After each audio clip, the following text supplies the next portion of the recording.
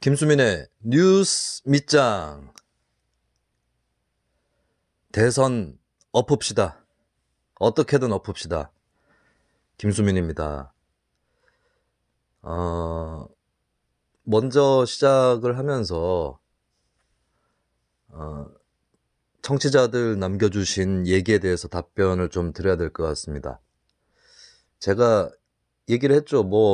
이거는 몇 달 된 것인데 이번 대선의 대안으로 심상정, 안철수, 김동연 저는 밉니다.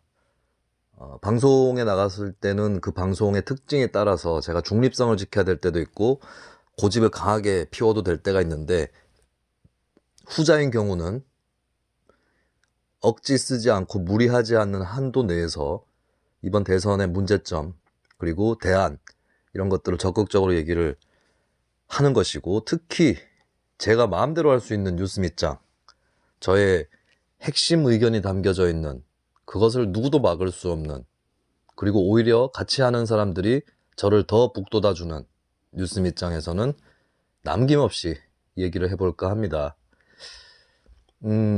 제가 일일이 읽어야 될까 싶긴 한데, 여러분들이 남겨주신 얘기들 가능하면 좀 같이 읽으면서 얘기를 풀어나가 보도록 하겠습니다.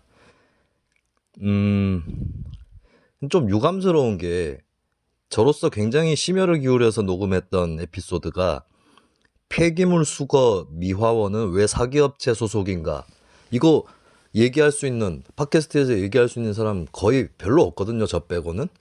근데 꼭 이런 유의미한 에피소드일수록 조회수가 낮아요. 그래도 의견 남겨주신 분들 감사하고 들어주신 분들 감사합니다. 자, 지난번에 했었던 거대 양당이 최초로 동시에 똑같이 최악이다, 이 에피소드에 대한 댓글들이 달려있는데, 문남 HW님이 김수민님 진짜 내가 하고 싶은 말 시원하게 하신다. 그렇습니다. 네, 저하고 의견이 비슷한 분들 꽤 계실 거라고 생각하고요. 제발 제3지대 토론 추진해 주길요. 추진될 수 있습니다. 왜냐하면 이재명, 윤석열이 토론 가지고 옥신각신 하는데 이 사람들 의도가 뻔해요. 지들끼리 하겠다는 겁니다, 둘이서. 네. 특히 안철수가 치고 올라오고 이런 상황이기 때문에 안철수를 진압하기 위한 공동의 목적이 이재명, 윤석열에게 있죠. 그렇기 때문에 지들끼리 토론하려고 수작을 꾸밀 겁니다. 법정 토론 전에는, 법정 외 토론에서는. 그러면 심상정, 안철수, 김동연이 아쉬우 너희들끼리 하지마 라고 하다가 안 끼워주면 심상정, 안철수, 김동연이 하면 됩니다, 자기들끼리. 그리고 이 토론이 훨씬 재밌을 겁니다. 장담합니다. 샤인머스켓님이 좌우 떠나서 똑같은 기준으로 말씀해 주시니 좋아요. 네, 근데 좌우가 없어지고 있어요, 한국 정치에서. 이재명이 좌입니까? 윤석열이 우예요? 좌우가 없어요, 지금. 좌우가 무너져 버렸습니다. 그래서 합리적이고 도덕적인 진보, 보수, 좌파, 우파들이 공동으로 이 나라를 다시 일으켜 세워야 된다, 이 말씀 드리고요. 저는 사실 진보죠, 저는. 저보고 찐진보다 이런 얘기를 하시는 분도 있는데, 근데 저는 합리적 보수의 출현 굉장히 염원합니다. 좋은 보수들이 많다는 걸 저는 알고 있어요. 근데 정치권에는, 국민들 중에 좋은 보수에 비해서 정치권에는 적은 편이거든요. 진보도 마찬가지예요. 같이 해봅시다. 예, 우리는 한 배를 탔어요. 자, 레드덕님이 대선 2달이면 무엇이든 바뀔 수 있다고 봅니다. 안시면 분발하기를. 맞습니다. 잘 보셨어요. 2달, 아이고 많이 남았어요.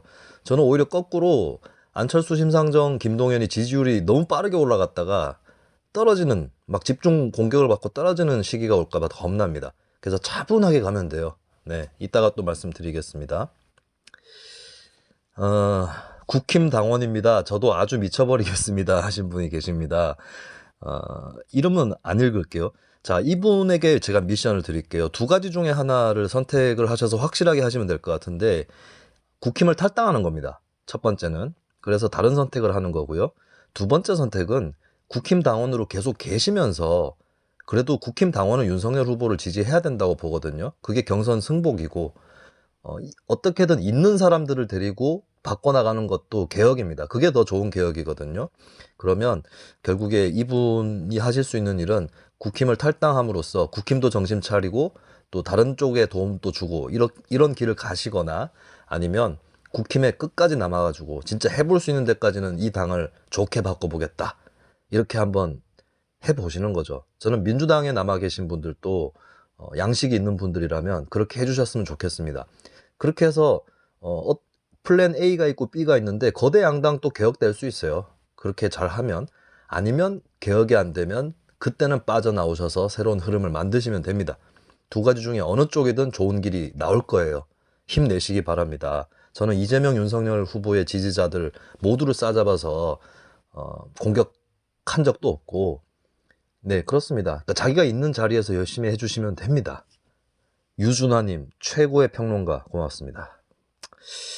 제가 참 팬이 별로 없는 사람이죠. 저는 안티만 자꾸 양산을 하고 팬이 별로 없습니다. 제가 정치를 하지 않는 이유기도 한데, 제가 정치를 할 때도 그랬어요. 제가 뭘 하면 적의 눈에는 제가 잘 띄고 같은 편을 모으는 데는 완전 젬병인 뭐 그런 사람이었어요. 이거는 바뀔 수 없다고 봅니다. 이건 기질이에요. 제 기질이고 정치를 직업적으로 대중정치를 하기에는 맞지 않는 사람인 거죠. 하지만 저는 평론가로서는 저만한, 제가 평론가를 잘한다는 뜻이 아니고 잘할 수 있는 기질을 갖고 있다라고 생각합니다. 유튜브 3프로TV 보고 꼭 방송 부탁드립니다. 네. 근데 제가 3프로TV 길어가지고 다 못 봤어요. 보니까 일단은 이제 이재명, 안철수, 심상정은 득을 받고 윤석열이 득을 못 보는 뭐 그런 상황인데, 윤석열 좀 골치 아픈 상황에 처한 건 확실합니다. 또 어떤 분이 김수민 씨 완전 공감하고 동의합니다. 진짜 저런 인간들이 내가 사는 나라의 리더라는 게 창피해서 투표 포기하고 싶어요 하셨습니다. 사실 근데 이건 또 한편으로 유념하셔야 될 게, 이재명, 윤석열은 능력이 있는 사람들입니다. 능력자들은 맞아요. 머리도 좋습니다. 그리고 안철수 후보도 이걸 인정했습니다. 안철수 후보가 대선 후보 아무나 되나 라고 하면서 이재명, 윤석열의 능력을 일면 인정하는 그런 인터뷰를 했더라고요. 맞는 얘기예요. 저는 사실 이재명, 윤석열에 대해서 조금 신뢰한 적도 있었습니다. 두 사람 다. 그리고 거대 양당 체제로 완전히 빨려 들어간다 싶었던 것이 작년 여름쯤이었거든요. 그때 저도 체념을 했죠. 다당제는 끝났구나. 그래서 이제 이재명, 윤석열이라도 좀 잘해줬으면 좋겠다 생각을 했는데, 두 사람이 진짜 국민들을 좀 나락에 빠뜨리는 것 같습니다. 그 두 사람의 문제가 아니에요. 제가 지난번에도 말씀드렸지만 민주당, 국민의힘에서 각각 최선의 후보를 낸답시고 낸 겁니다. 그런데 이 지경이에요. 거대 양당 체제의 타락이다 라고 볼 수 있는 거죠. 근데 우리 국민들은 지금까지 그래도 최악의 상황은 막아오면서 나름의 발전을 계속 이렇게 왔어요. 투표 포기를 하실 수도 있습니다만, 저는 안철수, 심상정, 김동연을 추천을 합니다. 세 사람을 뭐 단일화해야 된다 꼭 이런 게 아니라 옵션이 여러 가지가 있다는 거죠. 1년 전만 해도 영웅주의님께서 1년 전만 해도 이재명이 일 잘하는 줄 알고 괜찮게 생각. 근데 윤이 정의롭고 카리스마 있는 줄 알았는데 또 실망. 이제 안신, 김동의 희망을. 저하고 비슷하네요. 어떻게 보면. 기리기리님이 49초 전은 못 참지라고 하셨는데, 제가 처음에 이게 무슨 뜻인지 몰랐거든요. 근데 나중에 또 몇 초 전은 못 참지라고 글을 남기셨더라고요.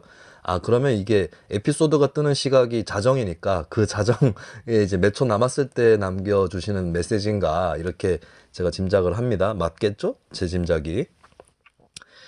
자, 정치인들 때문에 소화가 안 돼요. 요지경인 세상, 도덕도 법도 위아래도 모른 지잘난 맛에 산다지만 역겹고 더럽고 추한 걸 끼리끼리 덮어주며 말장난으로서 언급한. 와, 이건 뭐 거의 랩이다, 랩.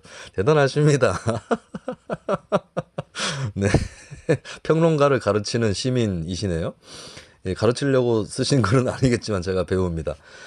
근데 제가 다시 말씀드리지만, 너무 환멸이나 절망하지 마세요. 제가 말씀드렸잖아요. 이번 대선에서 거대 양당 중에 이기는 쪽이 먼저 망할 거라고. 자, 그 이유를 대비하는 게 중요합니다. 대선을 딱 거치면서 정치가 분절되는 게 아니에요. 계속 연속인 거거든요.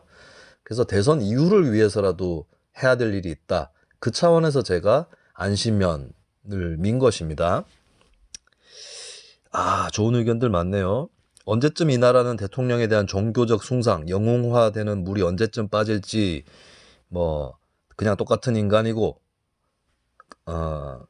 그냥 나라를 운영하는 그냥 일인데, 길거리를 청소하는 일이나 기계를 만드는 일이나 붕어빵을 만들어 파는 일이나 그 분야에 쓰이는 능력, 일에 대한 어떤 메커니즘이 다를 뿐이지 그냥 일뿐인데 영웅시하고 숭배하고 하는지 의원하셨는데요. 이렇게 생각 안 하셔도 되는 게, 이재명 윤석열은 카리스마가 없습니다. 이제 박근혜 문재인 때 있었던 카리스마가 이재명 윤석열에서 사라졌어요. 이재명 윤석열은 두 가지 의미에서의 범인인데 범인일 수도 있다라고 하는, 근데 정치적 범인이죠. 왜냐하면 자기들 의혹에 대해서 아주 형편없이 얘기를 하고 있기 때문에 이건 정치적 범인이고, 두 번째는 평범한 사람이란 뜻의 범인이기도 합니다. 이재명 윤석열은 사실은 이재명 윤석열이 사람들의 마음을 끌기도 하고 사람들에게 비호감을 선사하기도 하는 이유는 우리 자신과 너무 닮았기 때문이에요. 근데 사실 대중은 그래도 도덕적인 지도자를 원하는 거거든요. 꿋꿋한 사람을 원하고 변명하지 않는 사람, 자신의 오류를 인정하는 이런 지도자를 원하는데, 안철수, 심상정, 김동연이 또 뭐 다른 사람이 있을 수도 있겠지만 남은 대선 기간 동안 그것을 좀 보여줬으면 좋겠고, 이재명, 윤석열도 그래도 그런 모습을 좀 보여주기를 뭐 바라지는 않고요. 근데 그렇게 해야 된다고. 안 하면 니들이 죽습니다. 윤석열, 이재명 왜 망하느냐? 뻔뻔해서 망해요. 뻔뻔해서 살 줄 알았지 뻔뻔해서 망합니다. 다른 건 몰라도 대통령은 뻔뻔하다가 망합니다. 사라킴님께서 거대 양당이나 제3지대나 다 후져요. 선거 때 그냥 무효표를 만들어서 국민의 분노를 표출하면 안 되나요? 하셨습니다. 분노 표출 안 될 겁니다. 그러니까 무효를 행사하시는 거는 본인 마음이에요. 근데 무효표를 표출하려면은 그게 규모가 좀 돼야 됩니다. 제가 예전에 선거할 때, 총선 때 2명의 후보가 나왔는데 도저히 이건 고르라고 내민 것 자체가 죄악이다 싶은 투표용지였거든요. 제가 무효표를 만들었는데 둘 다 찍었어요. 그럼 무효표 되는 거죠. 무효표가 근데 그 선거구에서, 국회의원 선거구인데 5,000표가 나왔어요. 네, 이 정도면은 분노가 어느 정도 표출됐다고 보는데, 그래도 신문 기사 한 줄 안 나갈 겁니다. 그래서 그리고 자기가 무효표고 다 안 찍을 수 있다라는 걸 무기로 삼지 마세요. 그렇게 얘기를 강하게 할수록 그 본인의 정치 노선도 검증받습니다. 넌 뭐 그렇게 잘났는데 무효표인데 라고 하는 것을 자초할 뿐이에요. 무효표는 조용히 빠지는 매력이 더 큽니다. 나소님이 심상정 또 민주당 눈치 본다고 조국으로 장난질하다 걸린 뒤에 사과랍시고 국민 기대 못 미쳐 이지랄 했던데 크크크. 심상정은 꺼지시고 안철수, 김동연 중에 훌륭한 사람에게 표 주던가, 그것도 아니면 그냥 투표장 안 나갈랍니다 하셨습니다. 심상정 조국 사태 때 잘못했죠. 근데 잘못한 걸 본인이 잘 알고 있습니다. 심상정 하나 제가 뭐 이건 뭐 두루뭉술하게 얘기를 할게요. 조국 사태 때에 대해서 심상정 후보 스스로 굉장히 부끄러워합니다. 심상정 후보 요즘에 조금 이렇게 옛날처럼 막 재수없어 보일 정도로 막 나가고 이런 게 많이 줄지 않았나요? 그게 두 가지 요인이 있는 것 같은데, 한 가지는 본인 스스로 숙성되면서 그렇게 된 것이 있고, 다른 한 가지는 사실 조국 사태가 심상정 후보한테도 굉장한 트라우마였습니다. 그리고 정의당 내부 사정을 잘 아시는 분들은 아실 텐데, 심상정 후보는 조국 임명 반대 입장이었어요. 근데 당내 논의 과정에서 꺾여버렸고, 이거를 비웃기만 할 일이 아니라 심상정 후보는 작은 살림이지만 자기가 무너지면 집구석이 정말 힘들어지는 그런 가장과 같은 존재거든요. 그래서 이 심상정 후보가 잘못을 하게 된 것은 자기 집단에 대한 책임감이 너무 강한 나머지 현실과 타협해버렸다라고 하는 거고, 심상정 후보가 지난 총선 끝나고 운 것도 그것 때문입니다. 자기 혼자 살아남았잖아요, 지역구에서. 의석도 별로 늘리지 못하고 선거제도 개혁은 민주당한테 뒤통수 맞고. 심상정이 민주당한테 복수하러 나온 거거든요, 이번에. 근데 심상정이 지금 굉장히 포인트들을 잘 짚고 있어요, 인터뷰를 보면. 근데 문제는 그때의 상처에서 벗어나는 게 본인의 숙제가 아닌가 싶습니다. 이게 굉장히 심각한 게, 저도 같은 경험을 해봤습니다. 그러니까 스스로에게 부끄러워졌을 때 스스로 무너지는 게 있어요. 남들이 뭐라 하지 않더라도. 저도 그런 경험을 나중에 시간 되면 얘기를 할게요. 공직에 있을 때 그런 경험을 했었기 때문에 잘 이해합니다. 그리고 이분처럼 이렇게 너무 비웃으면 안 되는 건데, 이런 시선이 있다는 거는 심상정 후보가 유념을 해야 될 것 같고, 근데 제가 이분한테 드리고 싶은 말씀은, 그러면 안철수, 김동연은 오류가 없냐? 안철수 후보는 서울시장 선거 재보선 때 너무 너절하게 선거를 했어요. 다행히도 그때로부터 빠져나왔습니다. 지금 사실 안철수나 심상정이나 너절했던 순간들이 많이 있어요. 하지만 그래도 살아남아 있다는 것, 이건 가치 있는 거예요. 그리고 그 사람들이 타협을 했더라도 궁극적으로 흡수되고 희석되고 말았느냐, 그건 아닙니다. 그래도 살아남아 있는 사람들이고, 불리한 환경에서 살아남았다라고 하는 것은 심상정과 안철수의 공통점이고 그들의 미덕이고 우리의 희망입니다. 김동연은 그럼 어떤가? 김동연은 정치인은 아니기 때문에 불리한 환경에서 살아남았다라고 보기는 어렵죠. 하지만 김동연이 관료로서 여러 시대를 체험하면서 계속해서 정책적으로 노력했던 부분들, 물론 거기도 동의할 수 없는 부분이 있을 수 있겠지만 높게 평가해야 되는 부분이고, 관료 생활에 쩔어 있는 사람은 거대 정당 바깥에서 새롭게 시작하겠다 이런 다짐 자체가 힘듭니다. 김동연이 결국에는 민주당, 국민의힘 어느 쪽으로든 올라탈 거다 이런 전망이 나오고는 있지만, 그래도 이렇게 새 물결이라고 하는 정당 만들고 젊은이들하고 호흡하려고 하고, 이거는 아무나 할 수 있는 일은 아닌 거거든요. 김동연 후보가 굉장히 고생하면서 어린 시절을 보냈는데 진짜 찢어지게 가난한 시절이었죠. 그 시절에 대해서 잘 복귀하면서 어린 시절의 자신을 만난다는 심정으로 정치를 해 주시기를 바랍니다. 저는 한국 상대평가가 필요해요. 다른 정치인들하고 비교해 보라고. 예? 윤석열 어떻게 됐습니까? 김종인이 원래 윤석열 보고 신당 만들라고 했어요. 윤석열이 부득이하게 국민의힘 입당했잖아요. 이재명도 그래요. 저는 이재명이 진짜 대단한 정치인이면 문재인하고 각 세우고 할 때 그 전이나 그 후에는 신당을 만들든지 진짜 독보적인 영역을 구축하든지 했었어야 될 일인데, 그리고 이재명이야말로 조국 사태 때 치고 나갔어야죠. 근데 저는 조국 사태 때 이재명 끝났다고 봅니다. 근데 심상정은 자기가 잘못한 거 알고 있어요. 그럼 장혜영이 왜 사과했느냐, 조국 사태를. 장혜영을 방패막이로 삼은 거냐. 심상정 스스로가 너무 쪽팔려서 그런 겁니다. 그래서 심상정이 이 좀 기운을 다시 폈으면 하는데, 좀 안타깝고 짠한 마음인데 이런 식으로 조소하면 안 된다. 본인은 그럼 본인의 인생을 돌아보세요. 예. 송철민 님이 묵은 체증이 다 내려가네요. 이런 반응이 제일 좋아. 저는 논리적인 전개 이런 것도 중시하지만 나름대로, 근데 감정적으로 누군가의 스트레스를 해소시켜줬다라고 하는 거, 예, 그것도 막 억지로 막 부축해가지고 선동하고 이런 방식이 아니라 진짜 속 시원하게 해드리고 싶은 거, 그런 거 있어요. 예, 제가 정치인 할 때도 팬이 별로 없었지만 제 팬인 분들, 찐 팬들이 어떤 분들이냐면 제 연설을 들었던 분들이 찐 팬인데, 저는 사실 연설을 할 때 제 자신이 돋보이고 이런 거 필요 없습니다. 전 적을 타격하고, 예, 우리 편에 힘을 주는 거, 정신승리 이런 거 말고 당신들의 투쟁이 왜 의미가 있고 명분이 있는지, 그리고 당신들 생각보다 더 많은 사람들이 이것을 지지한다는 거, 예, 그 응원자로서 연설을 했던 거고, 저도 제 얘기를 주구장창 하고는 있지만 여러분들을 응원하는 사람이 되고 싶습니다. 윤 후보의 전북대 토론을 보시고도 그런 소리가 나오니 의문이네요. 꼭 보시고 나서 다시 한번 방송을 부탁드립니다. 뭔 소리예요 이게? 윤 후보 전북대 토론이 뭐예요? 뭔 소리야? 잘했다는 겁니까? 전북대 토론? 그럼 3프로 TV 보라 그러면 기분 좋겠어요? 자, 샤인머스켓님이 김수민님은 대통령 4년 연임제 어떻게 생각하시나요? 하셨는데, 부차적인 겁니다. 뭐냐면 대통령을 임기를 몇 년을 하고 연임이니 단임이니 이게 중요한 게 아니고요. 지금 한국 정치의 문제 중에 하나가 국회하고 행정부하고 따로 논다는 겁니다. 미국도 그렇진 않아요. 미국도 국회의 기능이 굉장히 셉니다. 한국보다. 예산 법률주의라든지 이런 것들 때문에 예산도 국회에서 짜요.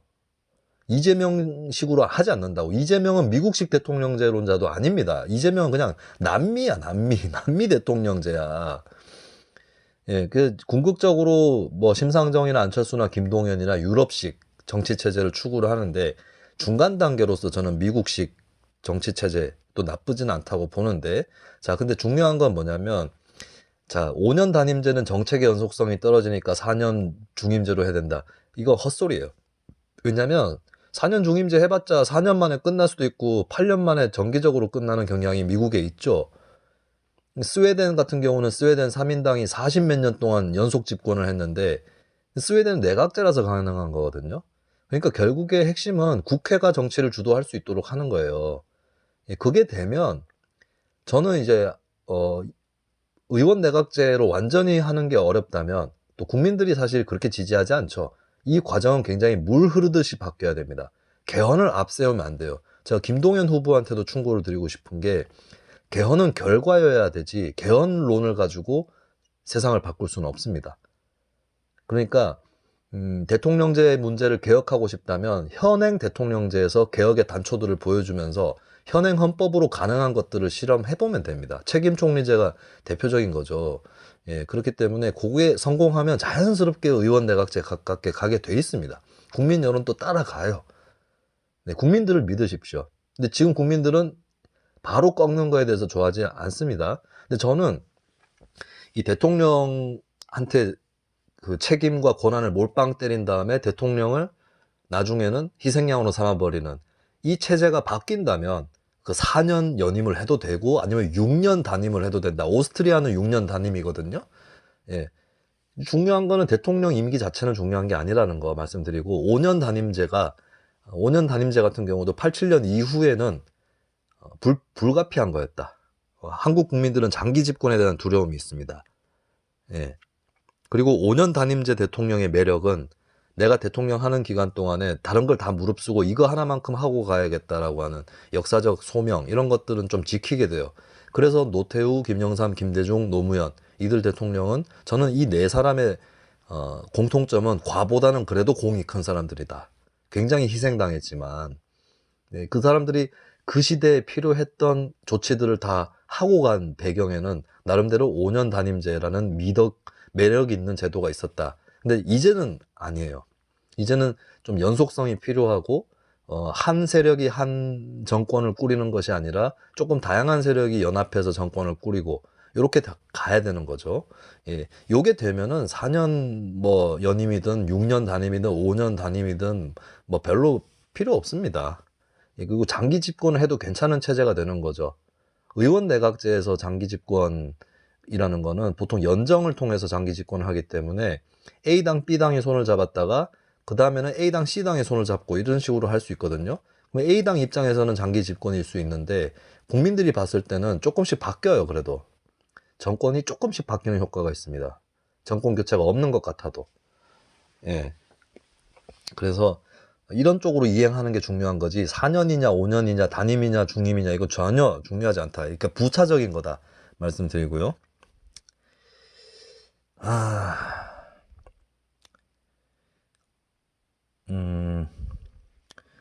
그렇게 정치에 혐오감이 많은데 평론을 왜 하시나요? 저는 무식해서. 나는 거대 양당 씹은 거지 정치에 혐오는 없습니다. 정치에 혐오감이 많은 놈들이 거대 양당의 대깨 지지자가 돼요. 대깨들이 무슨 정치에 대한 환상이나 뭐 빠심 이런 게 강한 것 같습니까? 대깨야말로 안티 논리로 움직이는 인간들입니다. 예. 대깨식 지지자들이 정치 혐오가 가장 강력한 사람들이다. 이겁니다. 자, 그 다음에 또 뭐가 있으려나? 이 에피소드 말고 또 올라온 사연이 있는지 봐야 될 것 같은데, 조민, 김건희, 박근혜, 문재인의 대동세상 에피소드. 네, 이거 근데 천용길 기자 때문에 빵 터졌다라고 하는. 네. 그리고 제임스 장 님이 뭔 난리를 쳐도 40%는 윤석열, 40%는 이재명 찍는다. 20% 중도표 보는 거지. 김건희 그 정도면 잘했다. 조국은 사과도 안 했잖아. 그게 중요한 거야. 네, 얘기했잖아요. 조국은 대선 후보 아니라고. 아니 조국 대 윤석열이냐고 대선이. 그러니까 지금 이게 완전 한국 사회의 도덕이 타락하게 생긴 게 누구보다 괜찮으면 다 괜찮은 거예요. 자, 그리고 김건희 사가 뭘 잘했는데 지금 김건희 문제를 덮으려고 국민의힘이 개생쇼를 하고 있는데 그냥 코웃음이 나올 뿐입니다. 네, 그렇게 해가지고 정권 한번 잡아보라고. 뭐 지지율을 올렸다 치자. 예, 정권 한번 잡아보십시오. 네, 이건 이재명 쪽에도 마찬가지로 드리는 얘기입니다. 자, 근데 어쨌든 국민들은 도덕적인 지도자를 염원합니다. 이것은 정치가 있는 이상은, 민주주의가 살아있는 이상은 계속 될 겁니다. 심지어 사실 박정희 전 대통령 지지자들, 특히 노년층 지지자들 있잖아요. 이분들은 박정희가 도덕적인 지도자라고 생각합니다. 도덕성은 땅에 떨어졌지만 먹고 살게는 해줬으니까 고마워하자, 이런 논리가 아니에요. 예, 이분들은 박정희가 도덕적인 지도자라고 생각하는 겁니다. 그러니까 이 생각이 옳고 그르고가 중요한 게 아니라 도덕성을 추구한다는 것은 많은 사람들의 공통점이에요. 이명박이나 이재명 같은 사람이 그 신화를 없애려고 하는데 이건 신화가 아닙니다. 인화입니다. 인간의 얘기예요. 도덕에 대한 추구는 모두에게 있는 열망입니다. 그리고 열망일 때는 오히려 쉽게 무너질 수 있는데 은은하게 일상에 흐르고 있습니다. 그렇기 때문에 인간 사회가 유지되고 발전하는 겁니다. 그렇지 않습니까? 자, 결국에 뭘 더 당해봐야 안다고 박근혜 문재인 같은 경우는 자신들을 치장하고 또 자신들의 속내를 잘 감추는데 능력이 있는 지도자들이었죠. 박근혜 문재인 사이에 있던 안철수는 빛을 발하기가 어렵습니다.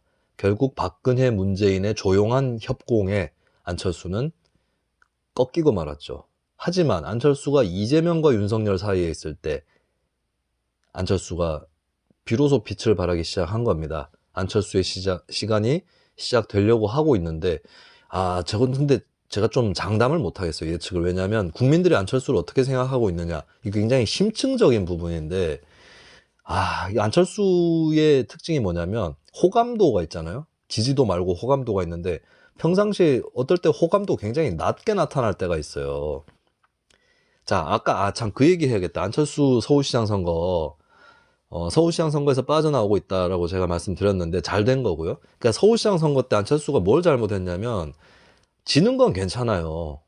지는 건 괜찮은데 안 지려고 너무 안간힘을 썼어요. 그러다 보니까 자기는 기호 4번으로 서울시장을 나가겠다, 그리고 4번이 나가는 게 유리하다라고 하면서도 합당을 하겠다고 선언을 했죠. 서울시장 선거 때. 이 뭐냐? 나를 서울시장 시켜주면 내가 국민의힘에 소속이 된다. 그러니까 나한테 서울시장 좀 주세요. 이거 아닙니까? 이렇게 되면 안철수 지지자 중에서 국민의힘 싫어하는 사람들이 어떻게 힘을 받을 수가 있겠어요? 안철수가 국민의힘의 일원처럼 굴고 있는데 그래 놓고는 또 들어간 것도 아니야. 그러면 또 한편으로는 그럼 서울시장 안 시켜주면 안 들어가겠네, 이렇게 되는 거예요. 이게 정말 잘못한 거예요, 안철수 후보가. 예, 그러니까 퀴어 퍼레이드 망언 또 그렇게 나온 겁니다. 그러니까 사실 퀴어 퍼레이드는 안철수 딴에는 그걸 거예요. 그러니까 서로 좋은 쪽으로 한번 절충선을 마련해보자. 퀴어 퍼레이드 참가자와 그것을 싫어하는 사람들, 그 절충선을 마련해 보겠다고 한 게 이제 어디다가 구역을 정해놓고 하자, 이건데, 사실 안철수 후보는 지난 대선 때도 차별금지법 제정 공약을 했고, 성소수자에 대한 반대 이런 건 있을 수 없다, 찬성 반대의 사안이 아니다라고 원칙적인 입장을 취했어요. 근데 이거 결국에 보수 표심 의식해가지고 이러는 거 아니냐, 퀴어 퍼레이드 발언도. 근데 한심해 보였던 거는 오세훈 후보가 오히려 퀴어 퍼레이드 집회 자유가 있고 또 이거는 그 서울시 광장위원회에서 결정할 일이다라고 솜씨 좋게 넘겨버렸어요. 네, 사실 오세훈보다는 안철수가 개혁 진보잖아요. 근데 오세훈한테도 안 되는 거잖아, 그런 행동은. 그러니까 오세훈은 국민의힘 소속이기 때문에 자기 베이스가 든든하니까 막 그런 식으로 해도 되는 거예요. 사실 오세훈 또 2020년 총선 때 성소수자 비하 발언, 혐오 발언 했었습니다. 고민정하고 토론할 때. 그 너절하죠, 정말. 문재인, 이재명, 윤석열 모두 여기서 자유롭지 못합니다. 사실 제가 봤을 때는 문재인, 이재명, 윤석열, 안철수, 오세훈, 이 사람들 모두가 성소수자를 혐오하는 사람들은 아니에요. 심지어 홍준표조차도 그렇습니다. 근데 정치를 한답시고 하는 게 그 극우적 개신교인들 표심 때문에 주눅이 들어가지고 그 지경인데 그러면 안 돼요.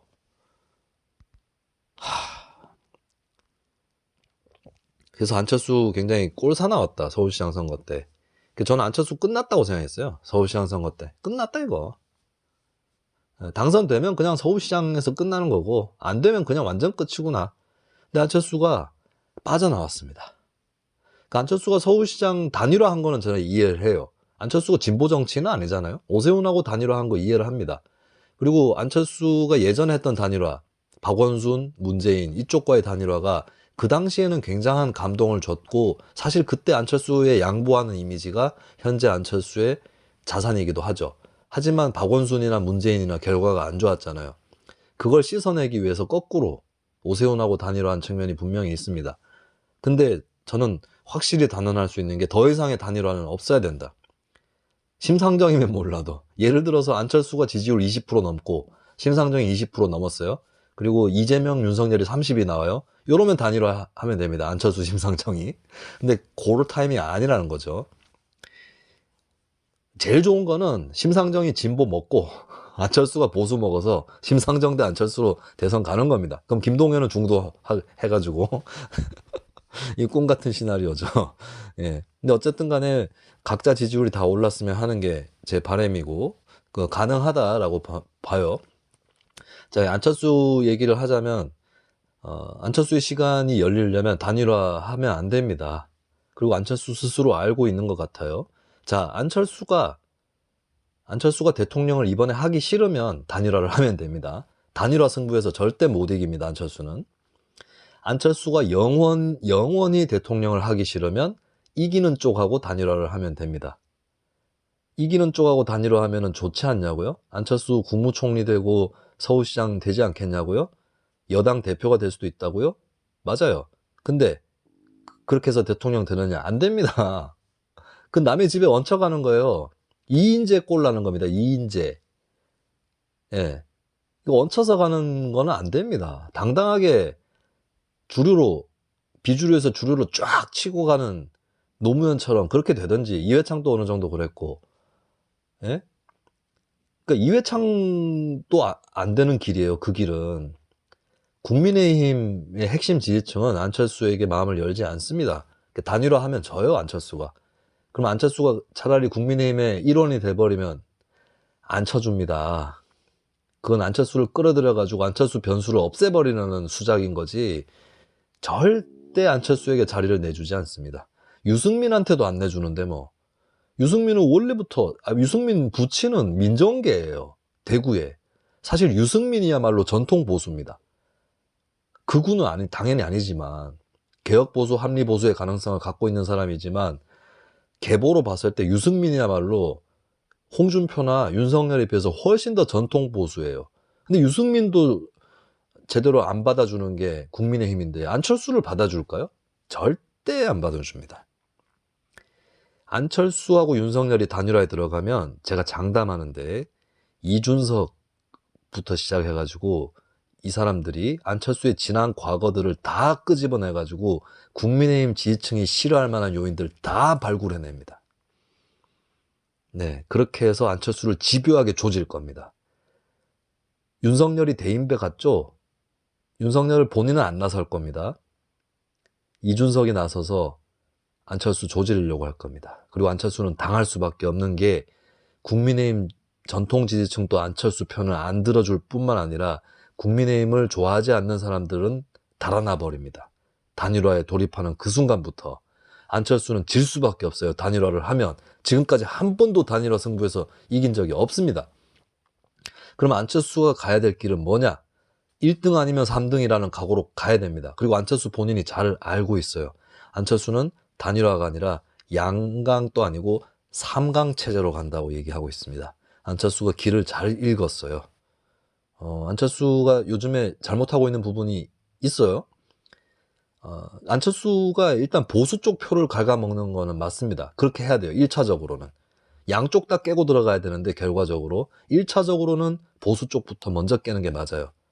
안철수 그걸 알고 있습니다. 그래서 이제 박근혜 형 집행정지도 그렇게 해서 나온 정책이죠. 요거 잘 맞췄어요. 사면이 아니라 형집행정지야. 예. 안철수는 사면을 주장하지 않았습니다. 계속 언론에 막 헤드라인에 사면이라는 식으로 나오는데 안철수는 형집행정지를 주장했어요. 근데 제가 봤을 때 언론계 종사자들이 말귀를 제대로 못 알아먹는 사람이 의외로 많고, 그 다음에 안철수 안티들이 숨어 있습니다. 언론계에. 일부러 계속 고의로 사면이라고 표현하고 있는데 이거 자충수예요. 안철수를 보수적인 이미지로 몰고 싶은 사람들이, 특히 민주당 지지자들이 많은데, 이게 자충수인 이유는 보수층이 이 뉴스를 보면 안철수에게 마음이 더 갈 수 있습니다. 자충수야. 그러니까 안철수가 남의 힘을 역이용하기 시작한 겁니다. 근데 제가 안철수에게 당부하는 건, 보수 시민의 표를 얻는 거하고 보수화되는 건 다른 거예요. 그러니까 본인이 보수화되면 안 됩니다. 이제 안철수는 포지션 이동을 하면 안 됩니다. 안철수 계속 포지션 이동을 해왔죠. 어떨 때 오른쪽으로 움직였다가 어떨 때 왼쪽으로 움직였다가. 그래서 안철수 지지층이 피로감을 느낀 거예요. 지지층부터가. 설명이 안 되는 거야. 샤이 안철수가 왜 등장하느냐, 설명이 안 되는 겁니다. 아니, 자기가 지지하고 난 저 사람 믿는데, 근데 안철수 행보가 설명이 안 되는 거예요. 그냥 말을 못 하는 거지. 더 이상 안철수는 자기 지지자들을 곤경으로 내몰면 안 된다. 이제부터는 직진해야 된다. 이거예요. 안철수의 벤치마킹 모델 다 알고 있죠. 마크롱. 마크롱이 만든 당이 앙마르슈. 우리나라 말로 전진입니다. 안철수는 앞으로 가야 됩니다. 예, 중도 뭐 이런 것도 굳이 필요 없어요. 그냥 앞으로 가야 돼요. 앞으로. 딱 찍어가지고 이제는 직진해야 됩니다. 포지션 옆으로 이렇게 이동하면 안 된다는 거. 예, 그 선 넘으면 안 되고, 얼마 전에 이제 제가 안철수가 홍준표 홈페이지 찾아간 거 이해해요. 잘했어요, 그거. 홍준표 지지층 끌어오겠다는 건데 잘했습니다. 어느 정도 먹혔어요. 펜코까지 언급을 했습니다. 거기까지는 괜찮아요. 근데 오세라비하고 대담을 한다? 그러니까 오세라비의 문제가 뭐냐면 안티팸이라서 문제는 아니에요. 안티팸이라도 논리적인 부분이 있으면 괜찮은데, 이 사람은, 자, 오세라비의 행적을 봅시다. 이 사람이 처음 뜬 게 어디죠? 김어준의 뉴스공장이에요. 예, 민주당 지지층 텃밭에 가서 떴다가, 그 다음에 민주당 패미 이미지가, 패미도 아닌데, 패미 이미지가 강해지면서 이제 이대남 장사를 하기에 국민의힘 쪽이 더 적합하니까 또 글로 간 겁니다. 그래서 뭐 그쪽 까라들 있잖아요. 유재일 씨부터 해가지고. 네, 이쪽은 사파들입니다. 유재일, 오세라비는 보수 버전의 이재명입니다. 이런 사파들하고 어울리면 안 됩니다. 오세라비가 보수거나 안티팸이, 이거는 부차적인 거고요. 사파들하고 어울리면 안 된다. 안철수의 이미지 다 흐려진다는 거죠. 근데 안철수 본인이 잘 알고 있는 게, 안철수가 정치 시작할 때 초창기 이미지로 돌아간다. 이게 정답이에요. 안철수가 잘 하고 있고, 공학적으로도 양당 프레임, 단일화 프레임이 아니라 3강 체제로 간다. 잘 짚었고, 근데 3강 체제라는 게 3강 체제만 지향해서 되는 건 아니고요. 때로는 이분법 프레임을 역이용할 수도 있는 건데, 안철수가 단일화 할 거면 나로 해라. 이재명 이길 수 있는 후보는 나다. 요런 레토릭을 구사하고 있잖아요. 요것도 잘하고 있습니다. 예, 겹으로 가는 거죠. 겹으로. 예, 3강 체제론과 이재명 이길 자는 누굽니까? 예, 요거를 딱 복합적으로 구사하고 있어요. 안철수가. 안철수 지지율이 일찍 빨리 뜨면 빨리 무너질 가능성이 있습니다. 근데 안철수가 대통령이 된다면 아마 시나리오는 천천히 계속 올리는 거예요. 안 떨어지고 계속. 네, 자세하게 얘기를 하자면 뭐 대충 이런 거예요. 뭐 설쯤에 20% 되고 3월 초에 30% 되고 이러면 안철수가 대통령 됩니다. 근데 이게 또 마음 같지 않아요, 세상이. 그래서 한번 쭉 떴다가 다시 떨어질 때가 있는데, 안철수가 대비해야 될 것은 떨어질 때 그걸 다시 어떻게 반등시킬 거냐, 이거 대비를 해야 되고요. 그리고 안철수에 대해서 이런 질문이 쏟아질 겁니다. 국민의당 3석 아니냐, 대통령 되면 어떡할래? 자, 안철수가 이미 대답을 하고 있어요. 자기가 대통령 되면 여야 양쪽에서 붕괴가 일어나서 정계 개편이 일어난다. 정답입니다.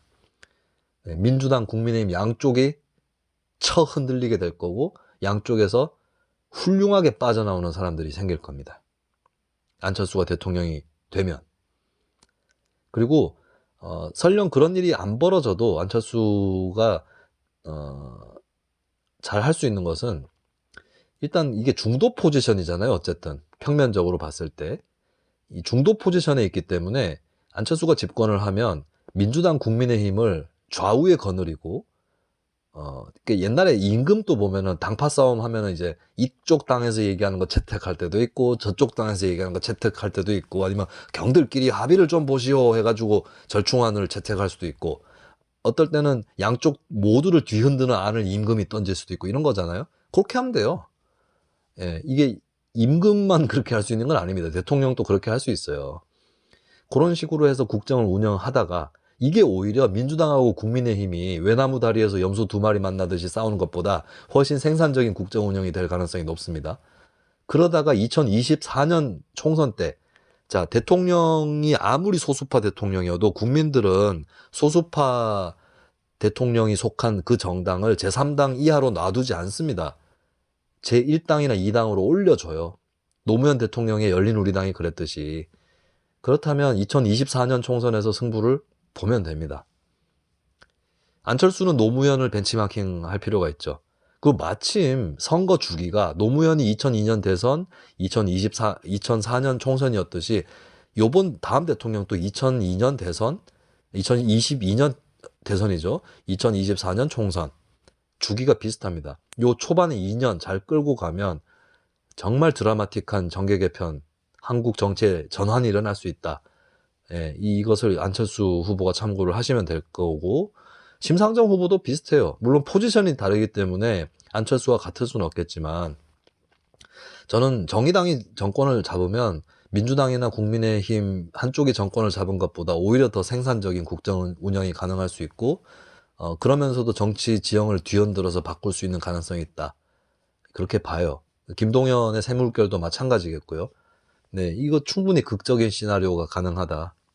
소수파의 매력이 포텐이 터지면서 아주 극적으로 국민들의 기세를 얻고 다수파가 되는 이 시나리오 충분히 가능하다라고 생각합니다. 이것이 바로 정치는 가능성의 예술이다라고 하는 것이죠.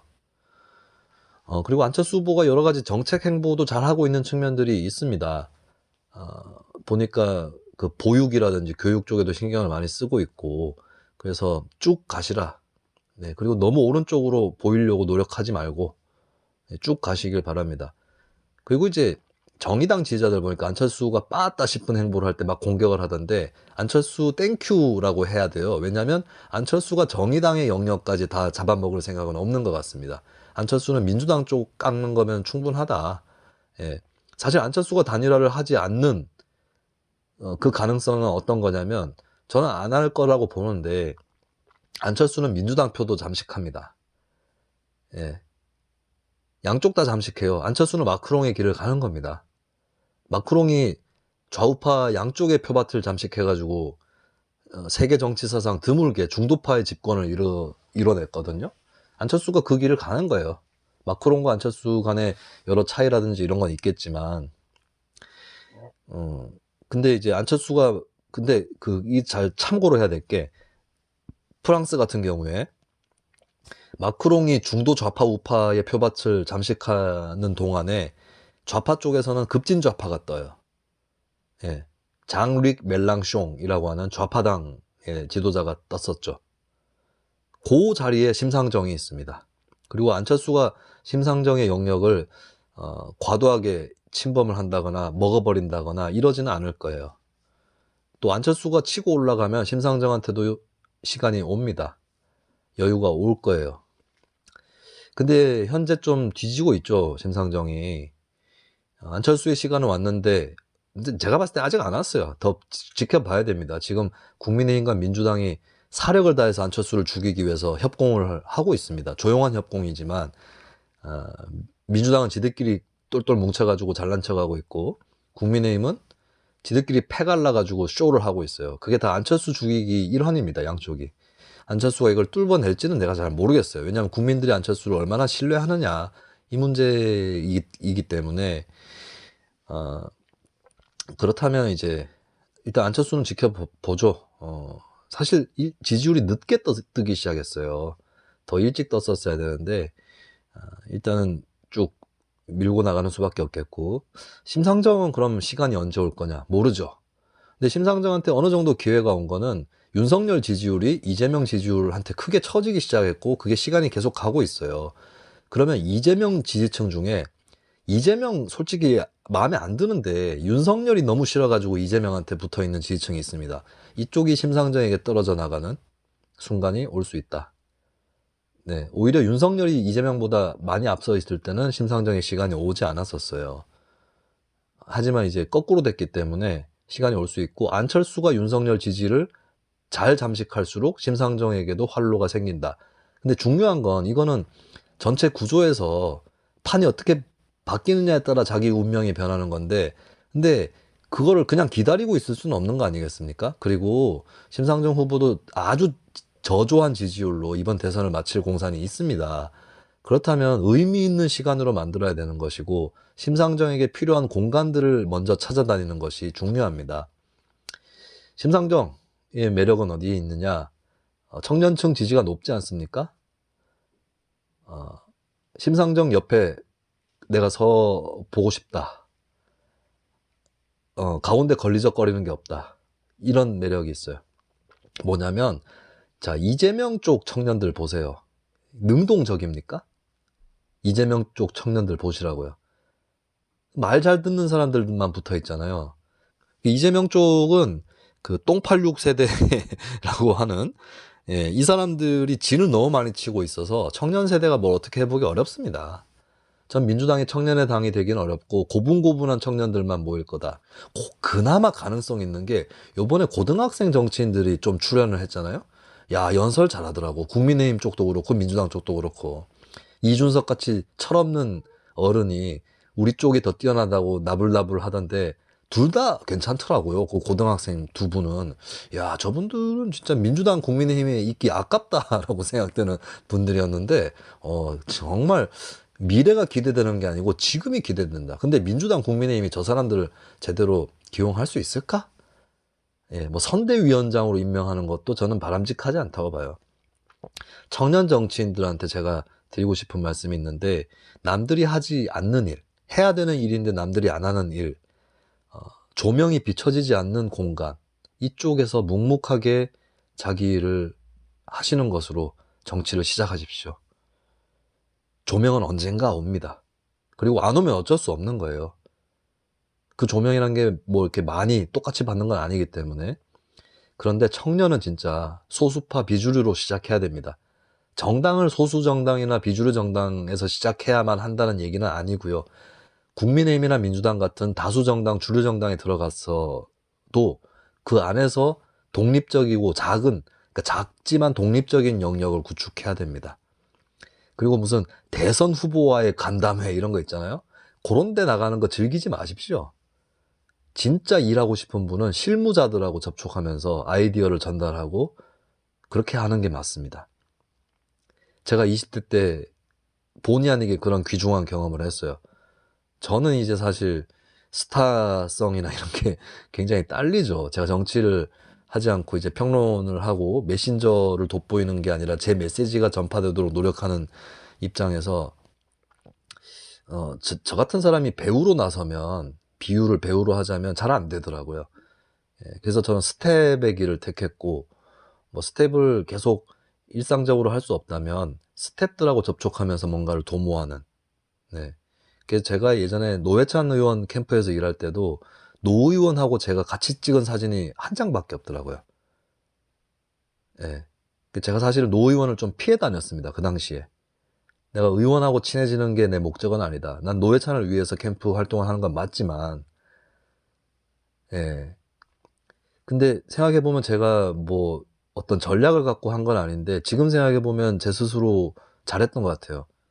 그러니까 남들의 시선을 받고 스포트라이트를 받고 이런 일을 하지 않은 게, 그리고 제가 기초의원 할 때도 참 그때는 좀 억울했었어요. 왜냐하면 내가 정말 중대한 싸움들을 하고 있고 내가 굉장히 좋은 정책들을 내놓고 있는데 사람들 몰라요. 솔직히 자기 동네 기초의원 누군지 모르잖아요.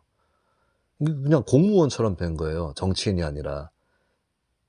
근데 묵묵하게 일하는 거, 이게 굉장히 중요하더라고요. 저한테 굉장히 중요한 경험이 됐습니다. 사실 뭐 제 주변에서도 그랬었어요. 아니 구미 지역에서 박정희 기념사업과 싸우고 있는데 이 정도면 굉장히 대단한 정치인 아니냐. 근데 사람들이 왜 이렇게 몰라주냐. 라고 제 주변 사람들이 얘기를 했는데 일단 1차적인 요인은 저한테 있었을 거예요. 제가 남들의 주목을 받지 못하는 기질이 있죠. 네. 그게 사실은 사람들한테 도움이 되지 않기 때문에 제가 정치를 하지 않는 평론을 하는 이유입니다. 좀 평론가로서도 스타성이 떨어지죠, 사실. 근데 정말 귀중한 경험이었던 것은 남들이 봐주지 않지만 일하고 있는 거. 네, 그 시간이 저한테 굉장히 소중했어요. 사실 조국 사태 때도 제가 조국 사태 때 당한 사람이잖아요, 사실. 근데 사람들이 잘 몰라요. 어떤 새끼는 제가 민주당이라고 합니다. 지금도. 난 민주당이었던 적이 노무현 대통령 되고 난 다음에 난 민주당이었던 적이 없습니다. 지난 20년 동안에. 근데 국민의힘 편 아니라고 민주당이래요. 네. 그러니까 조국 사태 때 좀 골 때렸어요. 제 처지가. 여러분들은 잘 아실 거예요. 뉴스미장 애청자분들은. 근데 조국 사태 때 내가 당하는 거에 비해서 안 알려지는 거야. 아씨, 좀 억울하죠, 사실. 이게 광장에서 맞으면 누가 보고 119라도 불러주는데 골목에서 맞고 있는 거 아니에요?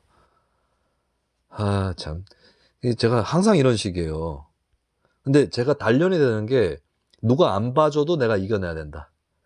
예, 그리고 씨발 한 대 맞으면 한 10대 패줘야 된다 이겁니다. 예, 그래서 저 같은 사람이 악역을 맡기에 상당히 좋은 캐릭터죠. 악역이 필요하신 분은 저한테 연락하시기 바라겠습니다. 그러면 심상정 얘기를 하다 이렇게 된 건데, 심상정 또 그게 필요해요. 이번에 득표율이 낮더라도 의미 있는 대선을 만들어야 됩니다. 근데 이렇게만 얘기하면 사람들이 막, 야, 그럼 맨날 의미 있는 득표 어쩌고저쩌고 할래? 정의당은 언제 뭐 해볼래? 이렇게 얘기할 수 있겠죠. 근데 아까도 얘기했잖아요. 사람들에게 도덕적 열망을 불러일으키는 게 정치라고. 좋은 정치라고요. 심상정 후보가 허경영보다 표가 더 적게 나온다 해도 의미 있는 경우가 충분히 있을 수 있습니다. 심상정 자신은 이 자리에서 장렬히 죽더라도 청년 노동자들의 미래를 지금 당장 열어 제끼겠다. 이 각오가 있으면 됩니다. 심상정의 공간은 청년 사이에 있습니다. 그리고 거기서 끝나는 게 아니에요. 요번에 한국갤럽 조사를 보니까 심상정이 40대, 50대 여성들한테 인기가 좋아요. 호감도가 높습니다. 심언니를 기다리고 있는 여성 노동자들이 있습니다. 제가 노동자라고 표현하는데 여기는 영세자영업자라든지 전업주부라든지 이런 것들 포함됩니다. 노동의 의미를 좀 폭넓게 해석할 필요가 있어요. 예. 심상정이 50대 여성 노동자가 있어요. 예를 들면 심상정한테 언니라고 부르고 싶은 그런 여성 노동자가 있는데 심상정이 그 여성 노동자의 딸과 아들과 함께 어울려 다니다가 그 여성 노동자의 집에 찾아간다. 얼마나 좋아할까요? 심언니를 기다렸던. 이런 게 필요합니다. 정책이 중요한 게 아니에요. 왜냐하면 정책은 많아요. 그리고 정의당이 뭔 정책을 내면 이재명이 막 뭘로 덮어버립니다. 이재명 정책 막 던지잖아요. 중요한 건 그게 아니에요. 사람입니다. 심상정 옆에 누가 서 있을 것이며, 그리고 심상정이 만약 쓰러지면 바로 그 다음 바톤을 받아서 이어갈 사람들이 누구냐? 청년들이다. 심상정이 잘 돼도 청년이 잘 되고, 심상정이 전사하더라도 청년이 잘 된다. 이겁니다. 그리고 심상정 본인이 알고 있는 것 같아요. 이번에 공동후원회장을 선임을 했더라고요. 고 이한빛 PD의 유가족분, 그러니까 유가족일 뿐만 아니라 노동자 운동을 이어가고 있는 그분을 포함해서 또 배달 노동자 우상택 씨 저는 이름을 많이 들어본 것 같아요. 진보정당 쪽에서. 그리고 산재로 숨진 친구를 기리는 활동을 하신 걸로 알고 있는데, 김별희 씨라든지, 사실 우상택 씨에 대해서는 제가 진보정당 운동 조금 할 때 한 번 이렇게 지나가다 뵌 것 같긴 한데 좋은 평가를 엄청 받았고요. 김별희 씨는 제 페이스북 친구입니다.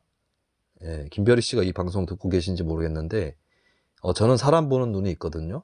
우상택 김별희를 마치 정의당 대표인 것처럼 해서 이번 선거를 치르면 굉장히 좋을 겁니다. 제가 사람 보는 눈이 있습니다. 그리고 그게 그냥 무슨 장신구, 장식 같은 그런 청년이 아니라 이 사람들이 정의당의 대표가 되고 대통령 후보가 된다, 대통령이 된다, 국회의원이 된다 라고 하는 그 예고편을 이번 대선에서 심상정 후보가 찍어야 됩니다. 그 기죽지 마시라고요. 심상정이 좀 기죽어 보입니다. 본인 스스로를 책망하는 게 있겠죠. 그리고 안철수나 심상정 두 사람이 다 해야 될 일이 있는데요.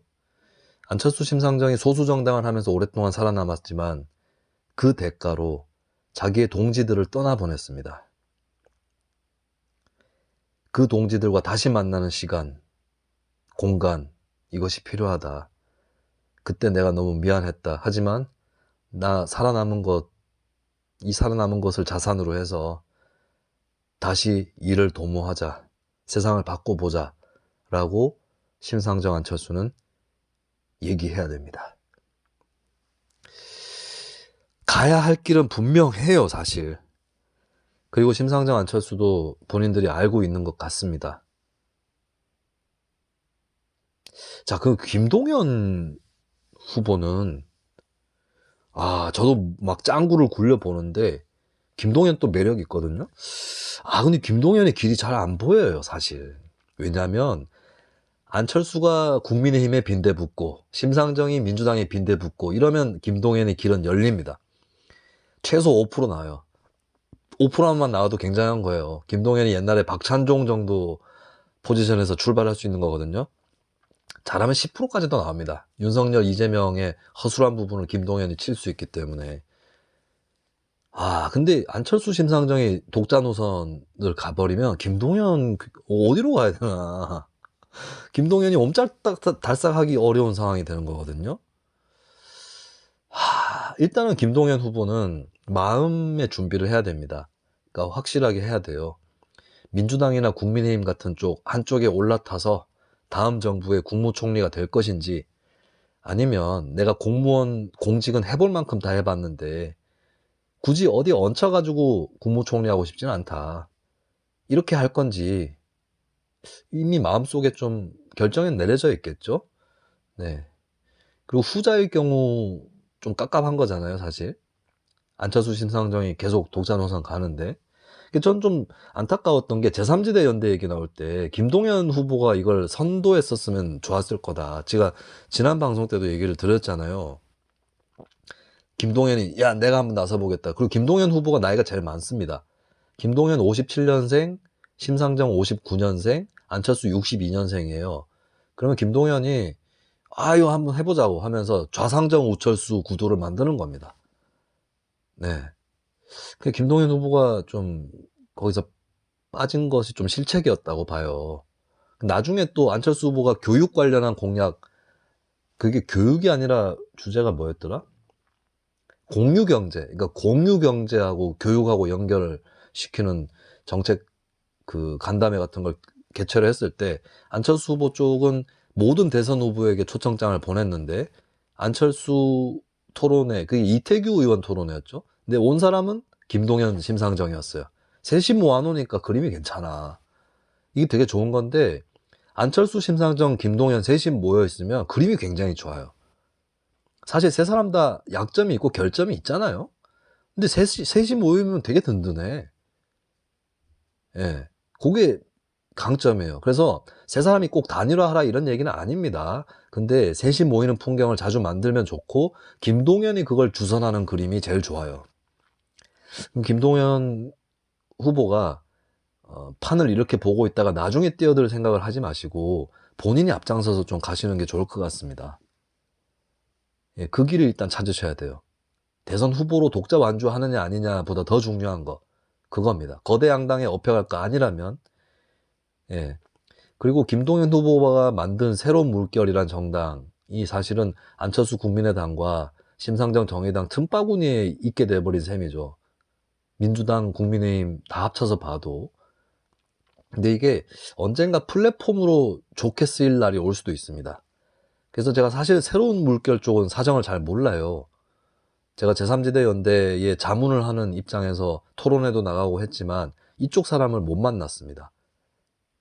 근데 그쪽 사정을 모르긴 하는데 나중에 귀하게 쓰일 수 있는 플랫폼이 될 수 있거든요. 잘 지키셨으면 좋겠고요. 그리고 제가 나중에 이 이야기 하기 싫어서 미리 말씀드리는데요. 듣기 싫은 얘기입니다만 조정훈 의원, 시대전환 조정훈 의원은 그래도 시대전환은 또 왜 새로운 물결하고 뭐 합당을 하나요? 어떻게 되나요? 조정훈 의원은 위성 괴뢰정당 민주당 프로젝트를 통해서 배지를 달았어요. 그거 떼셔야 됩니다. 그거 제가 보니까 안 맞아요. 조정훈 의원은 시민운동가나 관료를 하면 잘하실 분인데 정치는 안 맞습니다. 지난 서울시장 선거 때 나오셨죠. 엉망이에요, 메시지가. 저는 그게 왜 엉망인 줄 알고 있습니다. 조정훈 스스로 생각하는 정답과 현실 정치에서 추구하는 공학이 일치하지 않으면 메시지가 엉망진창이 됩니다. 안철수 후보도 그런 순간들이 여러 번 있었거든요. 안철수는 거짓말을 못하는 정치인인 게 안철수는 자기 생각에서 오랫동안 숙성된 걸 얘기할 때 얼굴이 되게 편합니다. 근데 안철수 얼굴이 일그러질 때가 있어요. 마음에 없는 얘기할 때 일그러집니다. 안철수는 이거 다 들켰어요. 대중이 알고 있습니다. 근데 요즘에 안철수 얼굴이 편해 보여요. 예. 마찬가지로 조정훈 의원도 지난 서울시장 선거 때 행보 이런 게 엉망이 된 거는 본인이 정치에 별로 안 맞는 사람이기도 하고 그리고 좋지 않은 방법으로 국회의원이 됐기 때문이기도 합니다. 예. 배지 떼셔야 됩니다. 조정훈 의원이 배지를 떼든가 아니면 김동연 후보가 조정훈을 버리던가요. 두 사람 굉장히 친한 관계로 알고 있습니다만 잘 생각해 보시기 바랍니다. 조정훈 의원이 배지를 떼는 게 맞습니다. 예, 배지 떼고 차라리 이번에 지역구 재보궐선거에 나가시죠. 종로가 아니더라도. 네, 진짜 조정훈 의원 또 의원 되기 전에 나름 출세한 인생 아닙니까? 막 허덕이고 이런 건 아니었잖아요. 전문가로서 나름대로의 안락한 위치, 안락하다라고 하면 안 되겠죠, 함부로 남에 대해서 뭐라고 할까, 보장되어 있는 그런 위치에 계신 분이라면 이제는 좀 던질 때가 됐어요. 특히 정치를 하실 거면. 네. 그래서 저는 김동연은 사람을 어떻게 배치하느냐, 또 누구와 누구 사이에 어떻게 설 거냐, 인간이 사람과 사이에 있다는 뜻이잖아요. 예, 그래서 저는 안철수는 시간, 심상정은 공간, 김동연은 인간에 대해서 생각해야 된다 라고 봅니다. 김동연 후보는 어떻게 해야 될지 모르겠네 내가. 죄송합니다. 방안이 생각이 안 나고. 근데 정도를 걷고자 하는 마음이 중요해요. 예, 세 사람 다 결국에 제가 그 얘기를 해드리고 싶은 겁니다. 그리고 김동연 후보도 좀 희망을 가질 만한 게 제가 알고 지내는 정의당 지지자가 있는데 김동연을 확 밀어보기로 했다는 겁니다. 이 정의당 입장에서는 좀 서운할 수 있겠네. 근데 그분이 왜 그런지도 알 것 같아요. 김동연의 매력은 정책가입니다. 정책가라는 거. 최고의 정책가예요. 좀 김동연이 제시하는 정책에 제가 다 동의하느냐? 아니에요. 저는 뭐 심상정 후보 정책 중에도 동의 안 하는 거 있습니다. 근데 정책의 앞뒤가 맞아떨어지고 이런 부분들 바둑 잘 두듯이 톡톡톡 이렇게 하는 거 있잖아요. 그리고 그 김동연 후보는 물어보면 막힘이 없어. 예, 급하게 지어내서 하는 말이 아니라는 거 티가 다 나고 그러면서도 막힘이 없어요. 엄청나게 준비된 사람이란 겁니다. 이거 무시 못해요. 김동연이 설령 대통령은 될 수 없더라도 김동연 정도를 데리고 있는 사람이 대통령이 될 수 있는 거죠. 근데 이제 김동연이 역전 시나리오, 내가 누군가의 관료, 스텝이 아니라 내가 주연 배우가 될 수 있어. 이거를 어떻게 만들 거냐가 아직까지는 좀 힘들고, 김동연 후보 너무 늦게 출발했어요, 사실. 그 경제부총리 그만둘 때 극적으로 그만뒀었어야 돼. 그러니까 꼴사납게 막 대통령하고 너무 충돌하는 것도 안 좋은 거지만, 제가 물러나는 마당에 이 얘기는 드리고 갑니다 라고 김동연 부총리가 문재인 대통령한테 메시지를 탁 던지고, 경질되는 거에 가까운 그림이 아니라 탁 던지는 건데, 대통령 엿먹이려고 던지는 게 아니라 충심으로 던지는 거죠. 근데 나중에 보니까 김동연이 한 얘기들이 하나 둘씩 맞아떨어지고, 요런 그림이었다면 김동연 후보가 부상했을 건데, 그만둘 때 너무 무력하게 그만뒀다. 그리고 김동연 후보도 그게 스스로 걸렸기 때문인지 과감하게 활동을 못했을 수 있어요. 자, 한번 생각을 해보시죠, 김동연 후보도. 자, 오늘 편을 일단 마치겠습니다. 이게 제가 참 대선 주자들 욕을 하다가 이제 조언을 하는 걸로 바뀌는 거잖아요. 기분이 되게 좋네. 참 재미난 대선이에요. 사실 예전에는 대통령 선거를 치르면 주적이 있었어요. 1번, 2번 중에 한 명만 주적이었어요. 제가 꼭 1번, 2번 중에 한 명을 골라서 찍진 않더라도 주적이 있었습니다. 요번은 1번, 2번이 다 문제라 가지고 다 쳐야 되는데, 또 이상하게도 내가 띄워볼 수 있는 대선 주자는 또 여러 명이야. 참 특이한 대선입니다. 이런 특이한 대선이 무엇을 의미할까? 새로운 시대를 의미하는 건지, 아니면 정치 막장을 의미하는 건지는 두고 볼 일이겠습니다만, 그래도 할 일이 남아있다라고 하는 게 얼마나 좋은 일인지 모르겠습니다. 저는 심상정, 안철수, 김동연 이 사람들이 제 뒤통수뿐만 아니겠죠. 여러 국민들의 뒤통수를 때리는 날이 올 수도 있다고 봅니다. 하지만 겁나지 않습니다. 심상정, 안철수, 김동연이 이러한 열망을 배신할 때는 작살내면 됩니다. 바로 작살낼 수 있어요. 예, 제가 얼마 전에 한 사람 작살내는 거 보셨죠? 배신자. 김동연, 안철수, 심상정 또 배신 때리면 작살내면 돼요. 왜냐? 나는 이 사람들을 띄워보려고 노력했기 때문에 작살내는 거 더 쉽습니다. 보통 사람들 배신당하면 되게 부끄러워 하더라고. 아, 내가 배신을 당했어. 뒤통수 맞았어. 아니요, 그럴 필요 없어요. 응징하면 됩니다, 응징. 그리고 오히려 도와줬기 때문에 더 쉽게 응징할 수 있습니다. 그러니까 안철수, 심상정, 김동연 거대 정당에 붙어볼 테면 붙어보십시오. 제가 응징해드리겠습니다. 근데 저는 이분들이 붙지 않을 것이라고 생각합니다. 그러니까 믿음의 영역이 아니고요. 과학의 영역입니다. 이 사람들이 합리적으로 생각한다면 거대 정당에 붙지 않을 거다. 그리고 이 사람들이 거대 정당에 붙어버리면 사실 굳이 응징 안 해도 돼요. 그 거대 정당 속에서 같이 망할 거니까. 근데 심상정, 안철수, 김동연은 제가 알기로는 그런 망하는 길에 들어갈 만한 사람들은 아닙니다. 그 점이 이재명, 윤석열과 갈라지는 지점이라고 봅니다. 이재명, 윤석열도 아까 말씀드렸지만 능력자예요. 그리고 매력도 있습니다. 하지만 본인들이 잘못된 길로 들어갔기 때문에 이렇게 돼버린 거죠. 더 이상 그런 길을 가는 지도자가 없기를 바랍니다. 사실 좀 제 마음 한편에서는 이재명, 윤석열에 대한 짠한 마음도 있어요. 아, 저 사람들도 나름 매력이 있는 사람들이고 귀엽기도 해요, 사실. 근데 왜 저렇게 돼버렸을까? 심상정, 안철수, 김동연은 그 길로 가시지 맙시다. 오늘 여기까지 하겠습니다. 아수라 발발타.